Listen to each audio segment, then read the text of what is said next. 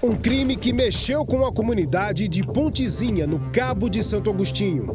Um jovem artista de 22 anos desaparece misteriosamente após receber uma ligação no meio da madrugada.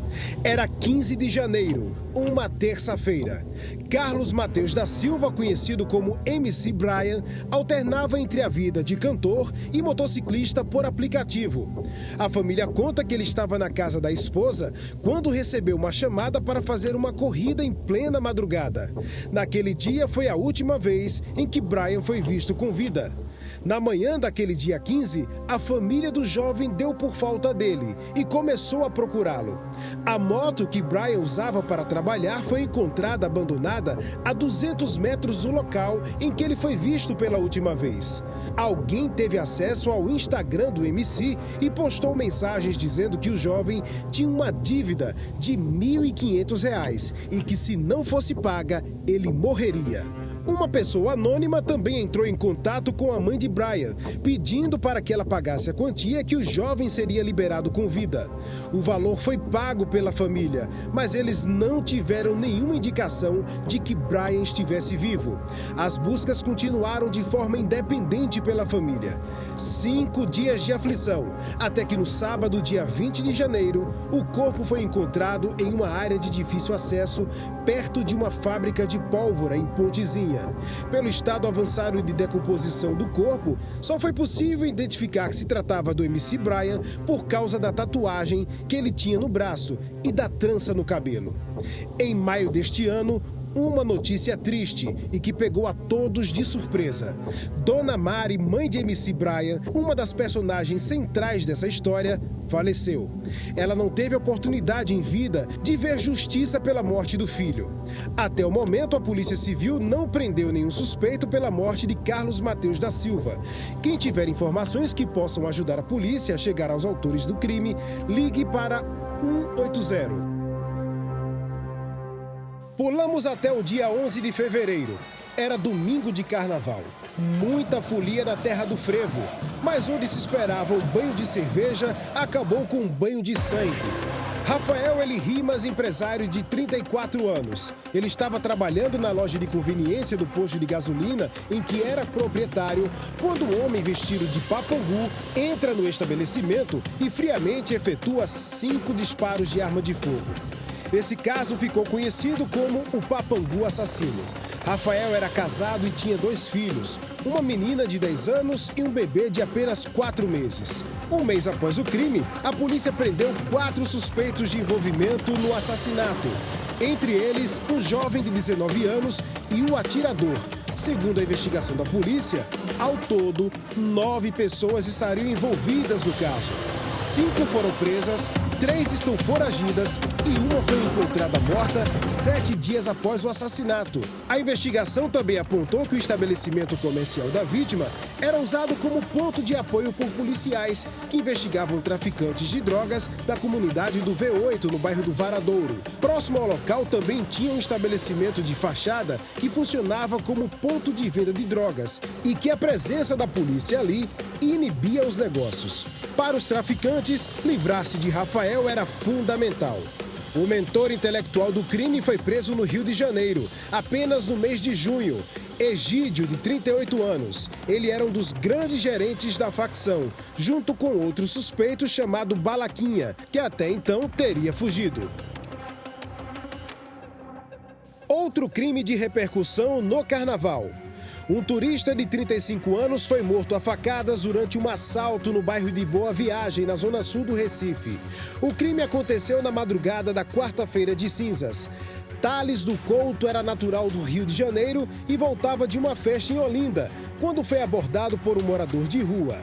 Ele resistiu ao assalto e acabou esfaqueado. O Brasil Gente Pernambuco mostrou com exclusividade as imagens do circuito de segurança que mostram a vítima caindo ensanguentada. 9 dias depois, a Polícia Civil prendeu um homem de 35 anos suspeito de cometer o latrocínio.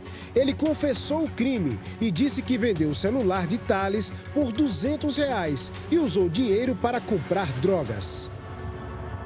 O sonho de ser um jogador de futebol interrompido pela violência nas ruas do Recife. Um adolescente de 13 anos morreu após ser atingido por balas perdidas no bairro do Jordão, na zona sul do Recife. Derek Sampaio da Silva era atleta de futsal sub-14 do Esporte Clube do Recife, desde os 7 anos de idade. O jovem foi baleado durante uma perseguição e troca de tiros entre policiais militares e bandidos que tinham roubado um carro. A história é de que Derek estava conversando com duas colegas quando criminosos e policiais chegaram atirando para todos os lados. O menino e as colegas chegaram a entrar na casa de uma delas para se proteger, mas acabou atingido na perna e na cintura. De acordo com parentes de Derek, 2 viaturas da PM estavam na perseguição, mas nenhuma parou para socorrê-lo. Segundo a polícia militar, o menino foi socorrido por outra equipe da PM e levado para a Policlínica do Ibura, na Zona Sul. Lá, ele chegou a receber os primeiros socorros, mas morreu.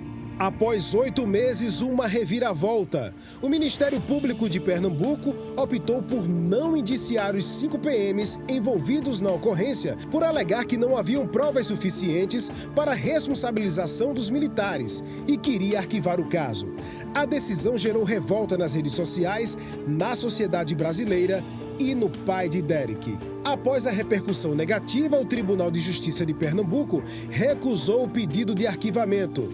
A juíza Fernanda Moura de Carvalho determinou que a investigação fosse encaminhada para o Procurador-Geral de Justiça do Ministério Público.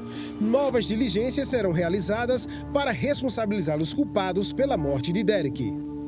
Mais um jovem assassinado, dessa vez por conta de uma bicicleta. Era véspera de São João quando Cauã Vitor Gomes da Silva, de 17 anos, voltava para casa no bairro de Afogados por volta das 7 horas da noite. Ele foi abordado por 2 criminosos que queriam levar a bicicleta que Cauã estava usando. O jovem reagiu e acabou sendo esfaqueado na barriga. Ele chegou a ser socorrido para uma unidade de saúde, mas morreu no hospital. Um dia depois do crime, o Brasil Urgente Pernambuco acompanhou com exclusividade a prisão dos 2 suspeitos do latrocínio. Eles estavam em uma casa no bairro do Bongi. Com os criminosos, foram encontradas a bicicleta utilizada no assalto e várias facas. A bicicleta roubada foi trocada por pedras de crack. Madrugada do dia 22 de julho, 6 pessoas morreram após um grave acidente de carro na Avenida Boa Viagem. 5 morreram na hora e a 6ª vítima morreu no Hospital da Restauração. O que parecia ser uma tragédia devido à irresponsabilidade na direção de um veículo acabou tendo uma reviravolta importante após 2 meses do acidente. Um filhote de pitbull foi o único sobrevivente do acidente. Em setembro, o Brasil Urgente Pernambuco mostrou com exclusividade a prisão de 2 homens de 18 e 31 anos que assaltaram as vítimas minutos antes da tragédia. Um assalto, aquelas pessoas que depois se envolveram no acidente? Eu sou inocente, É só buscar essa investigação. Nem a montar a filmagem, nem nada. Segundo a Polícia Civil, os jovens estariam fugindo do local com um carro em alta velocidade e acabaram colidindo com uma árvore a cerca de 1 quilômetro de distância da cena do crime. O caso foi esclarecido após uma investigação conduzida pela Delegacia de Delitos de Trânsito, com o apoio do Departamento de Polícia Rodoviária Federal e da equipe de operações da gestão do Departamento de Repressão aos Crimes Patrimoniais da Polícia Civil. O teto do santuário do Morro da Conceição desaba, deixando 2 pessoas mortas e 22 feridas. No momento do desabamento, acontecia uma ação de entrega de cestas básicas a famílias carentes. Aproximadamente 70 pessoas estavam dentro do santuário na hora do acidente. Foram mobilizadas equipes do Corpo de Bombeiros, do SAMU e da Defesa Civil, além do Instituto de Criminalística. Antes do fim da tarde, todas as pessoas já haviam sido resgatadas dos escombros. Cães farejadores ajudaram nas buscas. As 2 vítimas fatais foram Maria da Conceição de França Pinto, de 68 anos, e Antônio José dos Santos, de 54 anos. Dona Maria carregava o mesmo nome do santuário. 2 meses após a tragédia, o novo teto do santuário foi entregue pelo governo de Pernambuco. A festa do Morro deste ano aconteceu normalmente. Em dezembro, a Polícia Civil indiciou 4 pessoas pela tragédia. O dono da empresa que colocou as placas solares na estrutura e mais 3 funcionários. Eles responderam por homicídio doloso, quando há intenção de matar, e pela prática de lesão corporal de natureza leve. Um caso que parou o Brasil. A advogada influenciadora digital Deolane Bezerra é presa no Recife durante a 3ª fase da Operação Integration, que investigava uma quadrilha suspeita de lavagem de dinheiro e jogos ilegais. A mãe dela, Solange Bezerra, também foi presa. De acordo com a Polícia Civil, foi decretado o sequestro de bens como carros de luxo, imóveis, aeronaves e embarcações, e o bloqueio de ativos financeiros que ultrapassavam 2 bilhões de reais de vários alvos. Deolane foi presa em um hotel de luxo no bairro de São José, na região central do Recife. As investigações da Operação Integration foram iniciadas em abril de 2023. 19 mandados de prisão foram expedidos e de busca e apreensão foram cumpridos em Campina Grande, na Paraíba, Barueri, em São Paulo, Cascavel, no Paraná, Curitiba e Goiânia. Após passar 5 dias presa, Deolane ganharia o direito à prisão domiciliar. Estava tudo certo. A influenciadora já tinha até saído da colônia penal feminina do Recife quando o inesperado aconteceu. Deolane tem a prisão revogada pelo Tribunal de Justiça de Pernambuco por descumprimento de uma ordem judicial para não se pronunciar publicamente. Ela voltava para a cadeia, mas agora para a colônia penal feminina de Buíque, no Agreste do Estado, por causa do enorme assédio dos fãs e curiosos. A novela então duraria mais 2 semanas, quando ela conseguiu um habeas corpus concedido pelo desembargador Eduardo Maranhão, relator do caso. Ele acatou o pedido feito pela defesa, estendendo o relaxamento da prisão aos outros presos na operação. Mostramos com exclusividade no Brasil Gente Pernambuco que o município de Goiânia estava sob a mira de facções criminosas. Vídeos impressionantes mostraram vários homens encapuzados atirando livremente numa área de mata. Um mês depois do nosso programa fazer a denúncia, a Polícia Civil prendeu 5 homens que faziam parte da organização criminosa responsável por diversos homicídios na área e que, além de Goiânia, eles também atuavam na Paraíba. O sucesso de um casal de influenciadores. Milhões de seguidores nas redes sociais. O humor de Lely e Júnior, infelizmente, não atraiu os olhares só de fãs e admiradores, mas também de criminosos. O casal teve a casa invadida por homens mascarados. Foram minutos de terror. Felizmente, o casal conseguiu chamar a atenção de vizinhos que acionaram a polícia e assustaram os bandidos que fugiram sem levar nada. Uma história que tocou o coração dos pernambucanos. Uma criança de 10 anos quase perdeu a vida após comer um bombom envenenado dado por um desconhecido.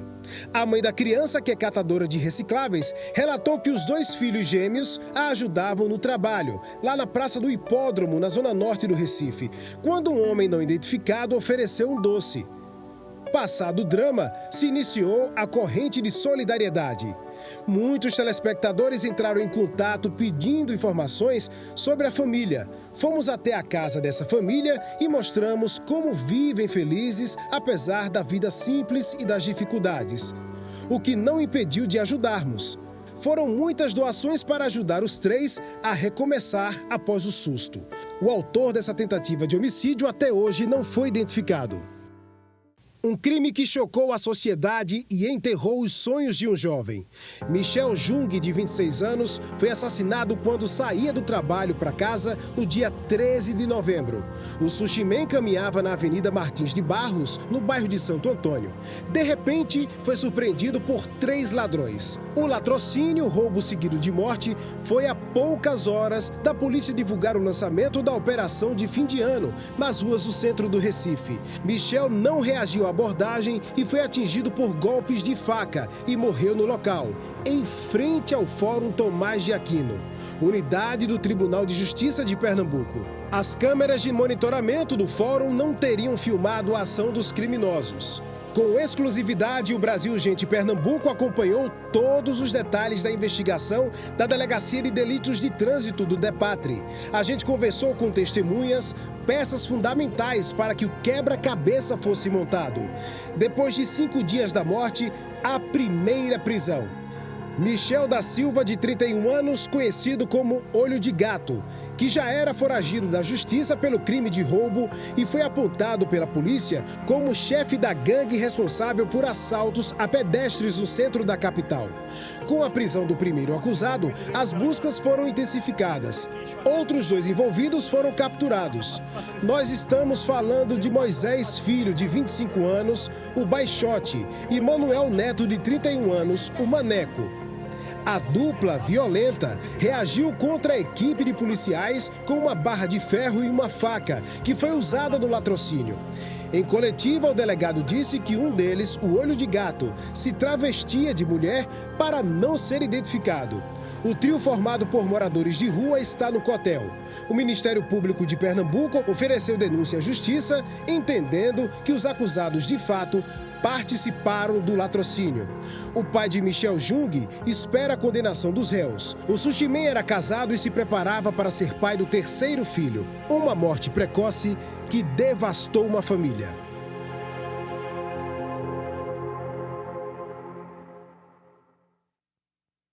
Córrego do Abacaxi.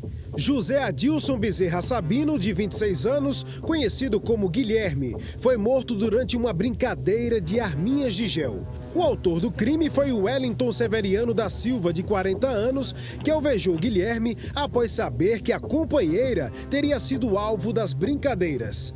O Wellington foi preso horas depois do crime numa escola em Olinda, onde ele trabalhava como porteiro. Com exclusividade, a produção do Brasil Urgente Pernambuco descobriu que o Wellington, vulgo Có, era procurado pela justiça pelo assassinato de Jonas, Vando e Coco. O crime aconteceu em 2006. O Brasil Urgente Pernambuco teve acesso com exclusividade aos autos do inquérito policial, que através de depoimentos ajudaram a montar o quebra-cabeça da investigação. Várias testemunhas contaram para a polícia que as vítimas, José Ramos, o Coco, Evandro Martins, Vando e Jonas Barbosa, todos com bicicletas, foram beber na casa de José Wellington, o Léo, junto com Jaildson Manuel, o Aritana, Flávio Ayrton da Silva, o Gago, e o Wellington Severiano, o Có. As testemunhas relataram que era por volta das 4 da manhã do dia 1º de outubro de 2006, quando Léo encerra a bebedeira e coloca todos para fora da casa. Em determinado momento, Evandro e Wellington Severiano, o Có, discutem e Có efetua os disparos que mataram José, Evandro e Jonas. O cabo da PM, José Severiano Filho, pai de Wellington, também prestou depoimento na época. Para a polícia, ele afirmou que não conhecia as vítimas e que não sabia se Wellington teria arma de fogo. Ele disse também que Có estudava numa escola particular em Rio Doce e que pretendia fazer o concurso para a Polícia Militar. A Polícia Civil chegou a qualificar o Có indiretamente pelo triplo homicídio, mas o Ministério Público e a Justiça de Pernambuco tiveram dificuldades de localizar o Wellington, que, segundo moradores antigos do loteamento Conceição, teria fugido para o Rio de Janeiro. O processo se arrastou até 2011, quando deu uma pausa e foi retomado em 2021. Onde o Ministério Público do Estado pediu vistas para revisar todas as provas. Em 2022, Wellington Severiano volta a ser indiciado.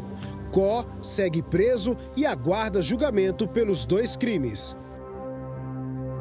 Uma criança encontra um artefato explosivo nas dependências da Ilha do Retiro. Eric Gabriel, de 11 anos, faz parte do futsal do Esporte Clube do Recife e tinha acabado de sair do treino. Imagens de um circuito de segurança flagraram o momento da explosão. A criança, que mora na comunidade Caranguejo Tabaiares, perdeu o dedo da mão e ficou internada por 6 dias. Até o momento, o responsável por colocar o artefato na Ilha do Retiro não foi identificado.